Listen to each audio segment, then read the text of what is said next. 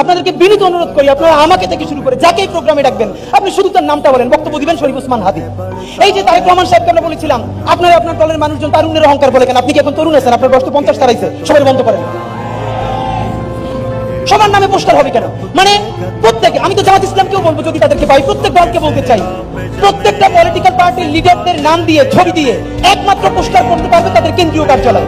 এছাড়া এই যে ছাত্রী যতগুলো আছে, গুন্ডা, বদমাশ, ইয়াবা ব্যবসায়ী, মাদক ব্যবসায়ী, সমস্ত অকাজে জায়েজ করে ফেলে তাদের নাম দিয়ে সব চলবে না।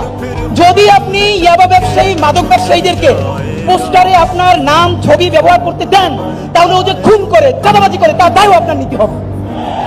আর যদি দায় নিতে না চান তাহলে বলে দিতে হবে আমার কেন্দ্রীয় কার্যালয় ছাড়া কোন পোস্টারে, কোন ফেস্টুনে যদি আমার নাম ব্যবহার করে ওরে বাইন্ধে রাখবেন, আমরা ওদেরকে থানায় দিয়ে দিই।